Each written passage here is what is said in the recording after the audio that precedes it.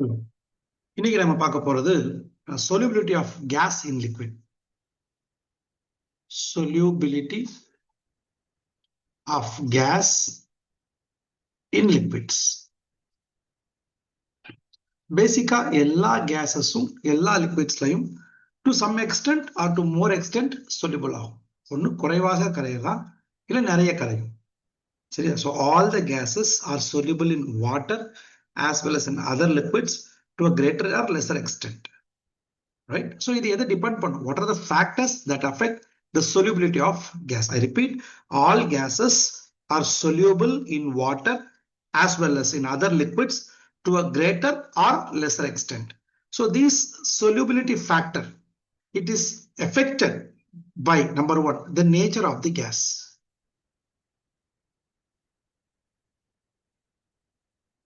Right? Okay. So number two, nature of the solvent.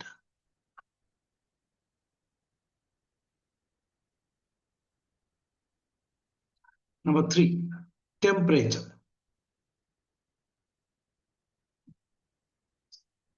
And four, it is pressure. These are the four factors that affect the solubility of gases in liquids. Okay. இன்னும் ஒரு சிம்பிளா சொல்லணும்னா எந்த கேஸ்லாம் ஈஸியா liquefiable ஆகுமோ, அதாவது எதெல்லாம் அந்த கேஷியஸ் ஸ்டேட் லிக்விடா ஈஸியா மாறுமோ. Okay. Gases that can be easily liquefied.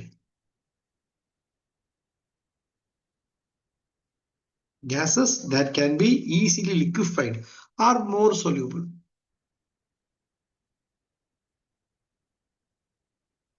For example, carbon dioxide is more soluble than hydrogen and oxygen in water. So carbon dioxide is more soluble than hydrogen or oxygen in water. ஏன்னா carbon dioxide நம்ம ஈஸியா லிக்விடா மாத்தலாம். Right? Liquid carbon dioxide dry carbon டை ஆக்சைடா மாத்துறது easy. அதனால அதோடைய solubility பெட்டரா இருக்கும். Right? Number one. Number two, the gases that are capable of forming ions. Gases that are capable of forming ions.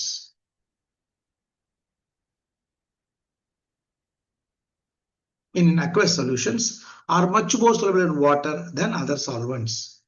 எந்த கேசஸ்லாம் வாட்டர்ல ஈஸியா அயான்ஸை ஃபார்ம் பண்ண முடியுமோ அது aqueous சொல்யூஷன்ல வாட்டர் தானே, அது வாட்டர்ல ஈஸியா soluble ஆகும்.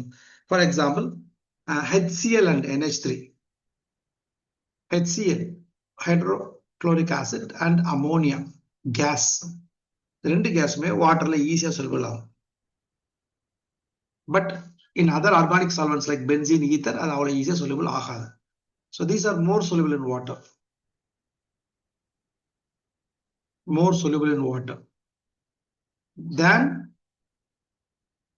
solubility in benzene or ether.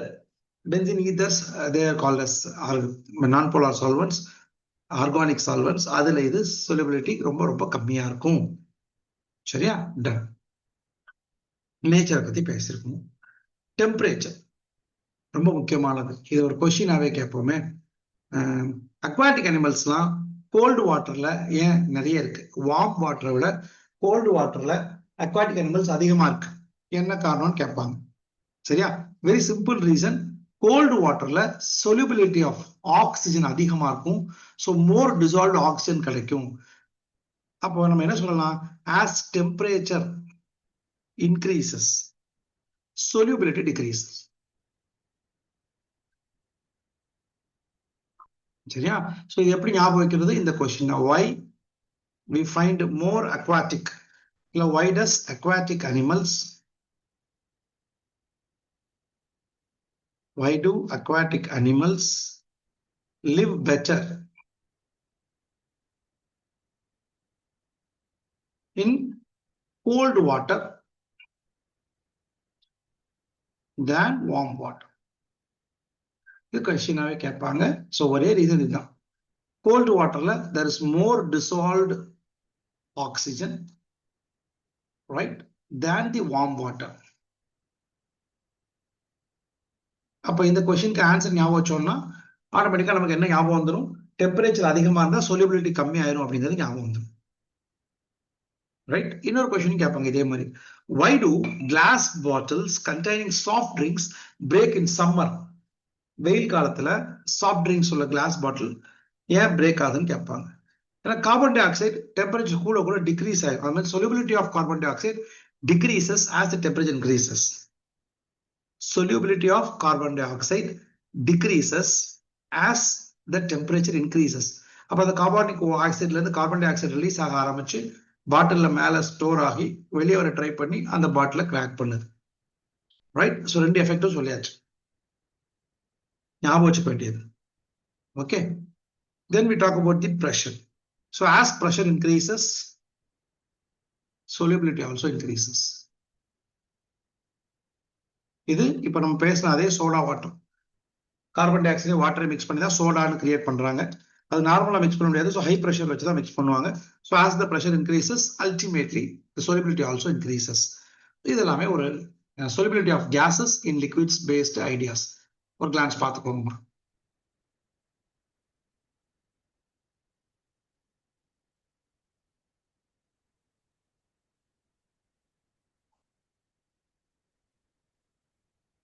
இதை பேஸ் பண்ணனால first law Henry's law.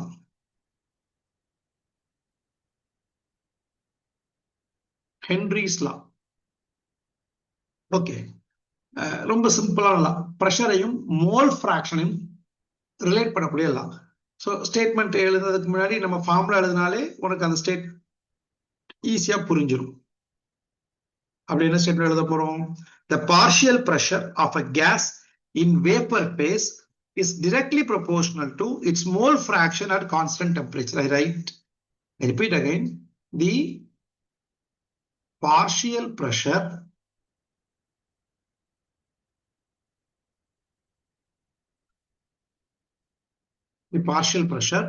of a gas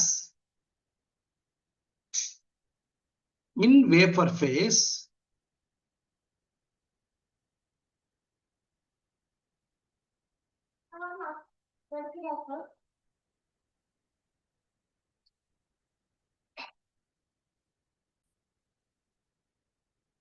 So the partial pressure of a gas in vapor phase is directly proportional to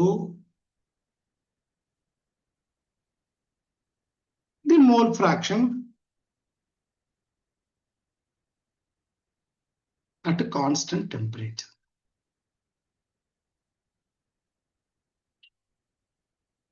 At a constant temperature. So this is the Henry's law. So இது ஒரு relation ஈக்குவேஷனாக மாற்றணும்.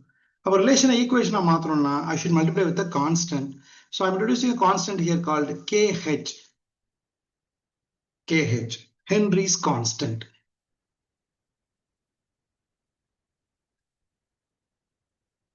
KH is called as Henry's constant. Right. Okay.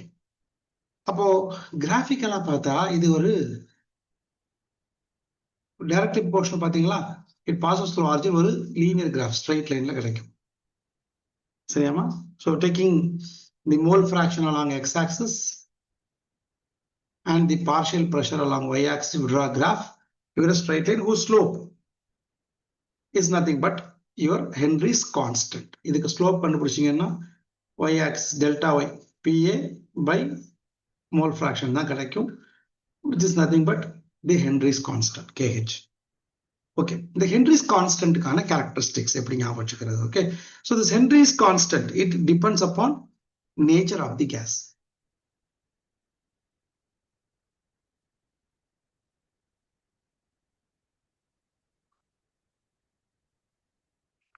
It depends upon nature of the gas. That means different gases will have a different value of KH. It differs from gases to gases. Okay, சரி, வேற என்ன பார்க்கலாம் நம்ம இப்போ?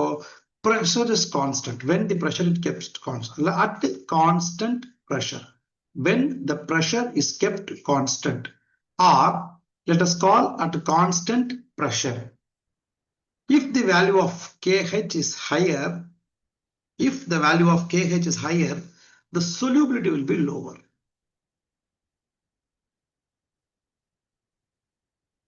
So at constant pressure, the value of KH increases the solubility decreases. சரியா? இங்க mole ஃபிராக்ஷனுக்கு unit கிடையாது. அப்போ KHக்கு யூனிட்டும் பிரஷருக்கான யூனிட்டும் சேமா. KHக்கும் ஹென்ரிஸ் கான்ஸ்டன்ட்டுக்கும் பிரஷருக்கும் ஒரே யூனிட் தான். அட்மாஸ்பியர், டார், இல்ல மில்லிமீட்டர் ஆஃப் மெர்க்கரி எதனாலும் போட்டுக்கலாம். சரியா? சோ நம்ம இதுல என்ன தெரிஞ்சுக்கணும்? The KH is always directly proportional to temperature and it is inversely proportional to the pressure.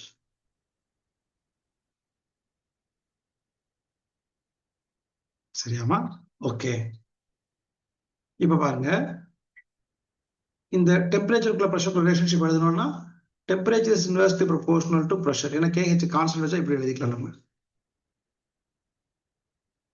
சரியா? அப்ப KHம் டெம்பரேச்சரும் directly proportional. அப்படிதானே போட்டுக்கோங்க நம்ம. எஸ். ஸோ இந்த டேட்டாஸ் முக்கியமான. இந்த ஹென்ரிஸ் லாவை எங்கெல்லாம் அப்ளை பண்றோம்? அப்ளிகேஷன் ஆஃப் ஹென்ரிஸ் லா கொஞ்சம் முக்கியமான டேட்டாஸ். நான் மெதுவா சொல்றேன், நோட் பண்ணிக்கோங்க. நான் எழுதல, மெதுவா சொல்றேன், நோட் பண்ணிக்கோங்க.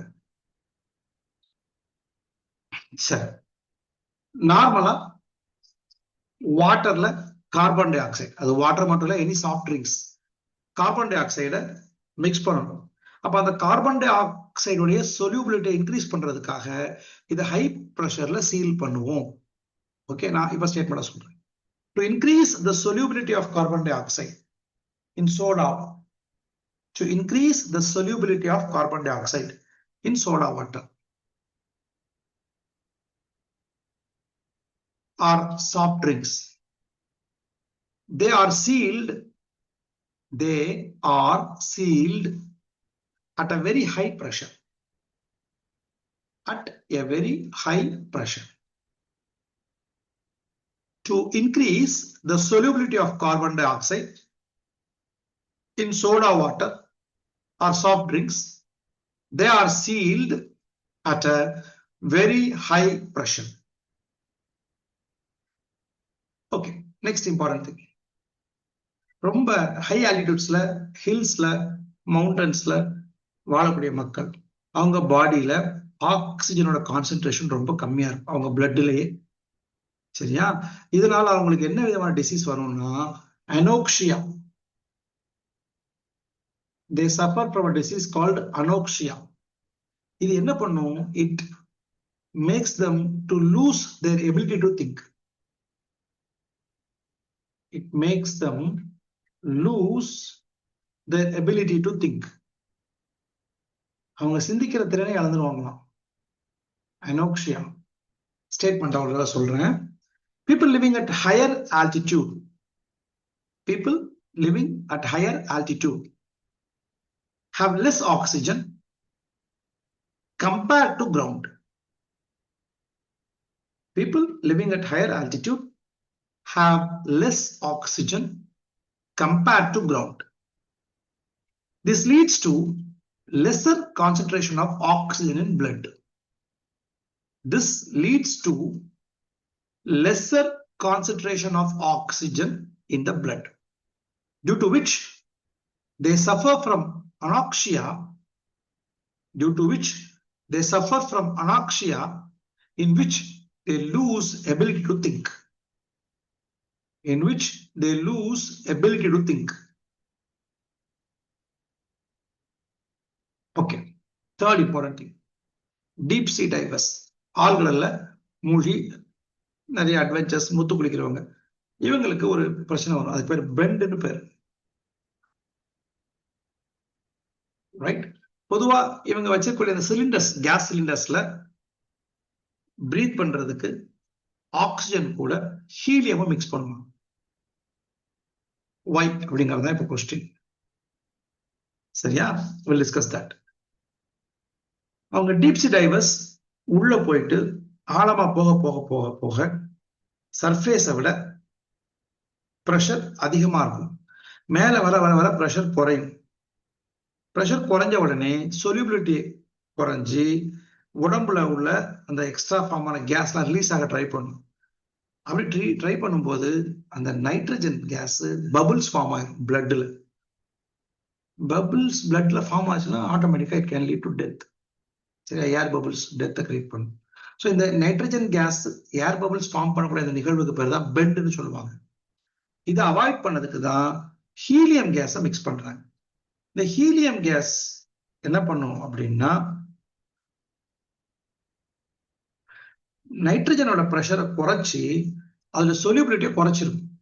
அப்போ உள்ள டீப்பா போகும்போதே நம்ம அது பிளட்ல பாடியில அந்த நைட்ரஜன் கேஸை சொல்யூபிலிட்டி நடக்காது. ஸோ வெளியே வரும்போது ரிலீஸ் ஆகிற பஞ்சாயத்து நடக்காது. ரைட்டா? ஸோ இதான் அந்த ப்ராசஸ். நம்ம ஸ்டேட்மெண்டா சொல்லுவோம், கதையா பேசினதை. Increased pressure increases the solubility of atmospheric gas in blood. Pressure கூடிச்சுன்னா நம்ம பிளட்ல அட்மாஸ்பரிக் கேசஸ் மிக்ஸ் சொல்யூபிள் ஆகிறது அதிகமாகும். When deep sea divers come towards the surface, when deep sea divers come towards the surface, the pressure decreases,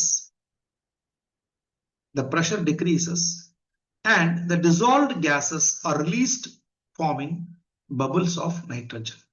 The dissolved gases are released, forming bubbles of nitrogen in blood, which creates a condition called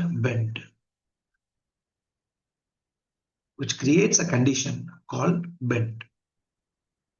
To avoid this, helium gas is also used so that the partial pressure of nitrogen can be made less.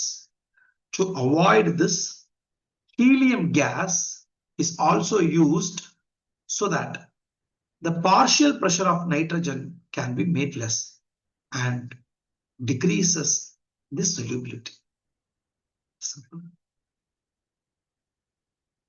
Yeah, so இதான் the application of Henry's law. இந்த partial pressureக்கும் solubilityக்கும் mole fractions அந்த concept குள்ள relationship பத்தி இதுல பேசியிருக்காங்க. Right? Note பண்ணிக்கோங்க.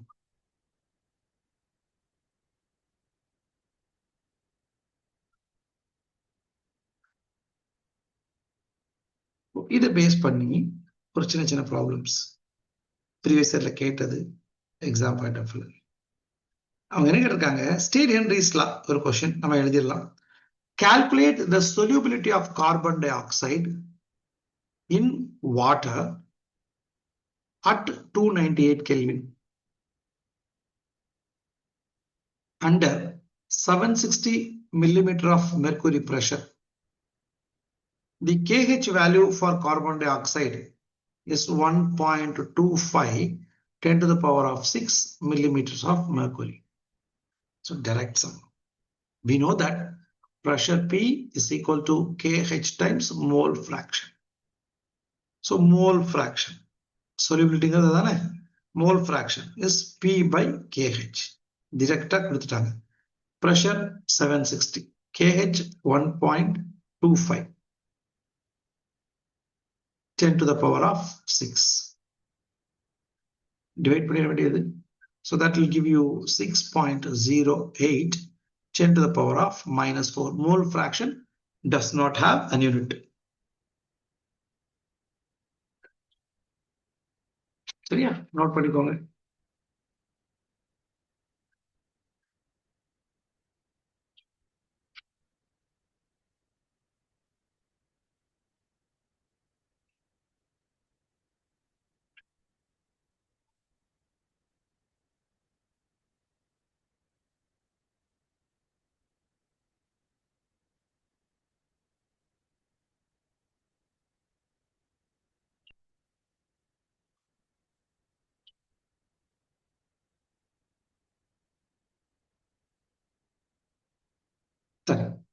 ஒரு graph கொடுத்து இன்டர்பிரட் பண்ண சொல்லியிருக்காங்க.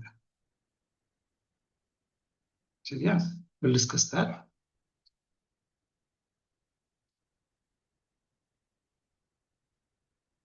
So இந்த கிராஃப்ல மோல் ஃபிராக்ஷன் x ஆக்சிஸ்ல இருக்கு, பார்ஷியல் பிரஷர் y ஆக்சிஸ்ல இருக்கு. இது டெம்பரேச்சர் T1, இது temperature T2. So T1 is making an angle say 60 degree, whereas T2 is making an angle say 30 degree. The question is, the graph below shows the solubility of oxygen in water. as a function of pressure at different temperatures T1 and T2. So based on the above graph, find the ratio of KH1 to KH2. அதாவது temperature 1ல KH க்கும் temperature 2ல KH க்கும் ratio கேட்டிருக்காங்க. Question number 1. Question number 2. Which one is greater, T1 or T2?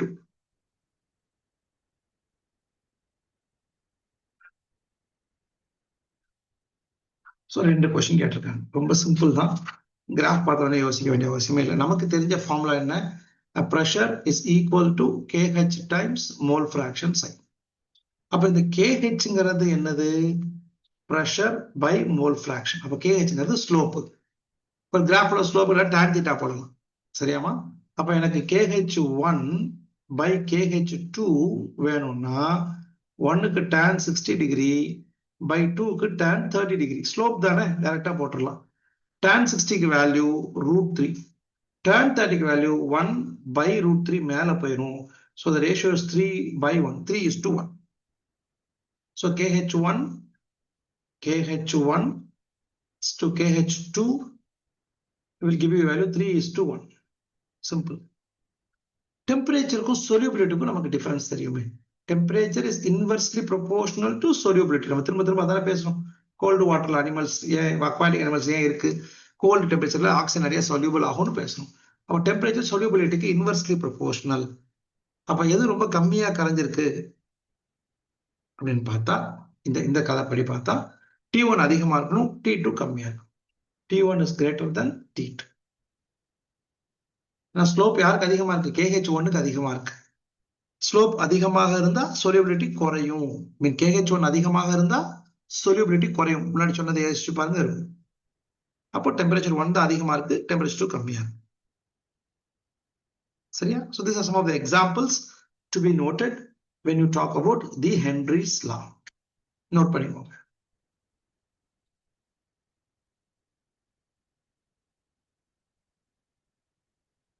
அடுத்த topic பாத்தீங்கன்னா vapour pressure.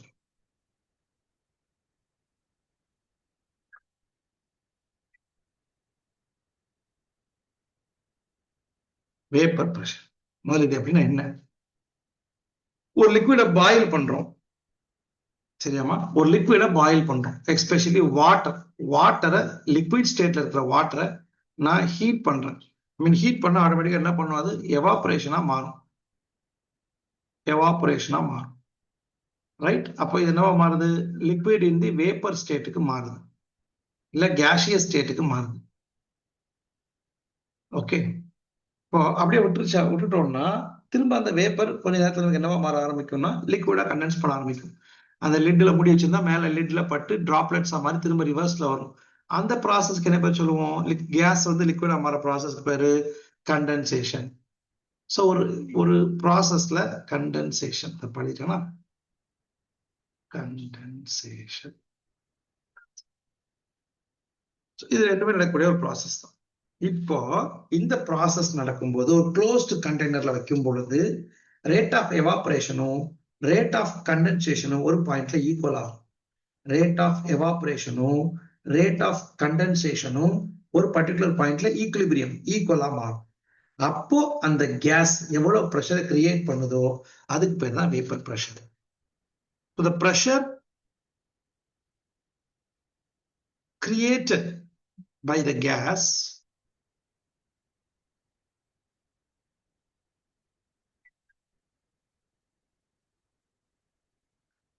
of a liquid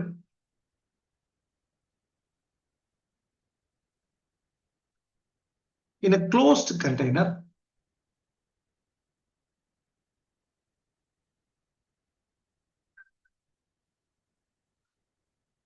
when the rate of evaporation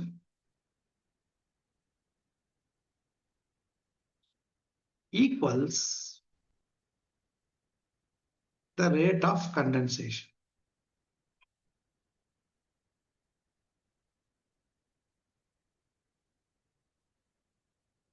இதுக்கு பேரு vapour pressure.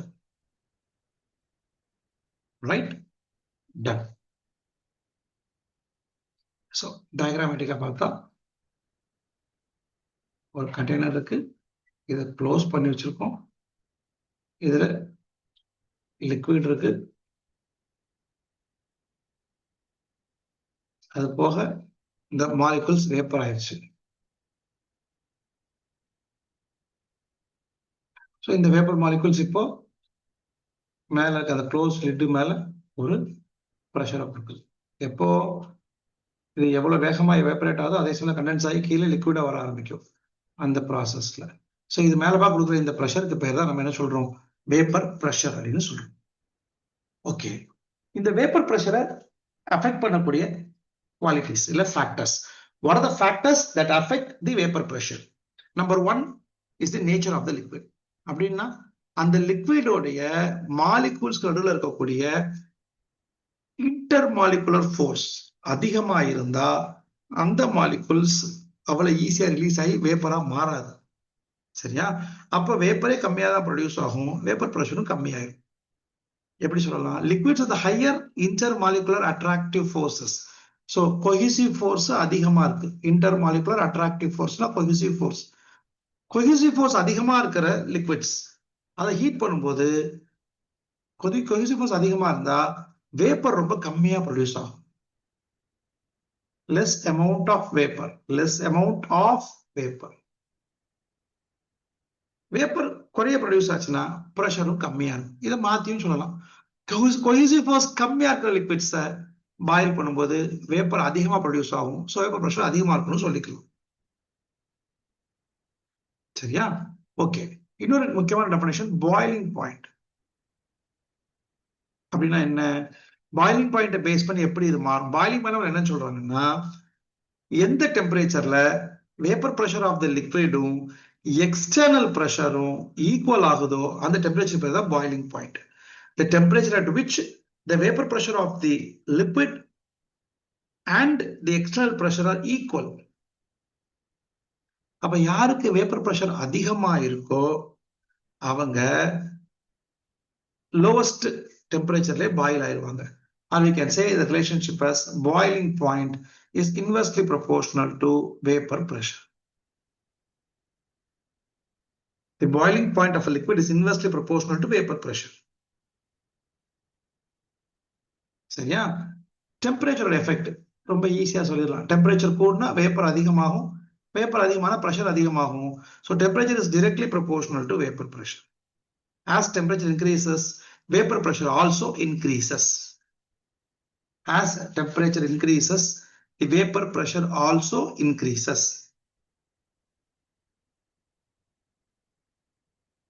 சரியா? Note பண்ணிக்கோங்க. ராலர்ஸ் லா அதை மட்டும் பார்த்துருங்க இன்னைக்கு.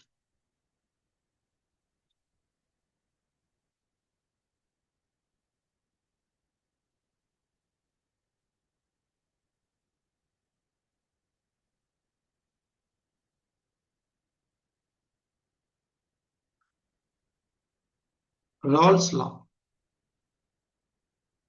especially for volatile liquids. Raoult's law for volatile liquids. Okay, ரொம்ப சிம்பிள். ரெண்டு லிக்விட்ஸ் இருக்கு, ரெண்டுக்குள்ள பிரஷரும் அதோட மோல் ஃபிராக்ஷனுக்கு directly proportional. The partial pressure of each component is directly proportional to mole fraction in solution at a constant temperature. அவ்வளவுதான். The partial pressure for each component, if there are two components, if it's a binary solution, two components are there, so each component's partial pressure is directly proportional to the mole fraction in solution at constant temperature. So I can say that PA is proportional to mole fraction of A. For A, for PB, it is proportional to mole fraction of B. Done. அப்போ இங்க எழுதும்போது இது ஈக்குவேஷன்னா PA is equal to PA not mole fraction. அது என்ன PA not? Pure liquids உடைய pressure, vapor pressure. The vapor pressure of a pure liquid. சரியா? இது PA not. அதே மாதிரி PB is equal to PB not psi P, mole fraction of P. The PA not or PB not அப்படிங்கிறது vapor pressure of pure liquids.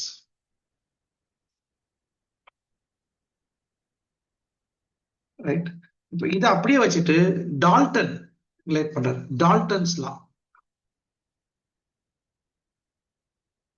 ரெண்டையும் add பண்ணிட்டார், அவ்வளவுதான்.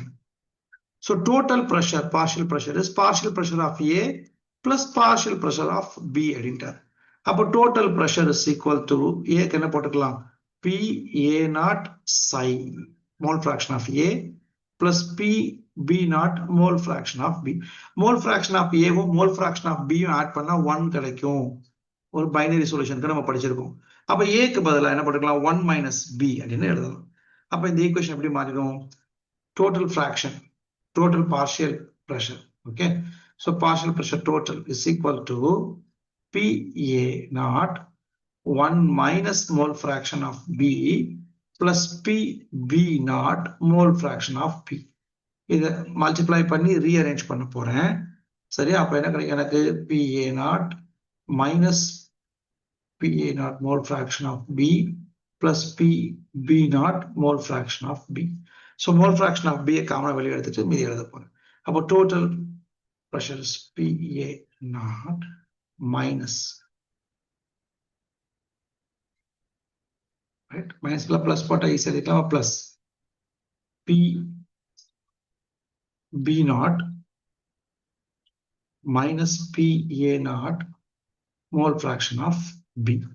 மாத்தியும் எழுதிக்கலாம், PB naught plus PA naught minus PB naught mole fraction of A. So these two formulas. Okay, Dalton's law. The Dalton's law. So இதை base பண்ணி problems, ஒரே ஒரு problem மட்டும், ரொம்ப simple problem. The vapor pressure of a pure liquid X and pure liquid Y at 25 degrees Celsius are 120 millimeter of mercury and 160 millimeter of mercury. I repeat this question. The vapor pressure of a pure liquid X and Y. So இது எப்படி எழுதிக்கணும், Px நாட்டா இருக்கணும், இது Py நாட்டா இருக்கணும். சரியா? If equal moles of X and Y are mixed to form an ideal solution, equal moles of X and Y. So mole fraction of X is equal to mole fraction of Y. இது equal கொடுத்தா ரெண்டுக்கு value எவ்வளவு, 0.5 தானே, ரெண்டு add பண்ண 1 கிடைக்கணும்னா equal தானே. Mix to form ideal solution, calculate the vapour pressure of the solution கேட்டிருக்காங்க. ஓகே, மோல் ஃபிராக்ஷன் நான் ரஃபா எழுதிட்டேன். ஸோ டோட்டல் ப்ரெஷருக்கு ஃபார்முலா என்ன, டோட்டல் இதுக்கு ஃபார்முலா என்ன எழுதியிருக்கோம், இங்க எழுதலாமே, அப்படியே போட்ட வேண்டியதானே. இதுக்கு ஒரு 120 கொடுத்துருக்காங்க, இன்டூ 1/2 பிளஸ் 160 கொடுத்துருக்காங்க, இன்டூ 1/2. அப்ப என்ன கிடைக்கும், ஒரு 60 plus 80 140 millimeter ஆஃப் மெர்குரின்னு கிடைக்கும். அவ்வளவுதான். இது 2023 கேட்ட question regarding your Dalton's law and Rawls law, Henry's law பேசிஸ்ல. சரியா? இது வரைக்கும் I'll just stop this. Okay, we'll continue later.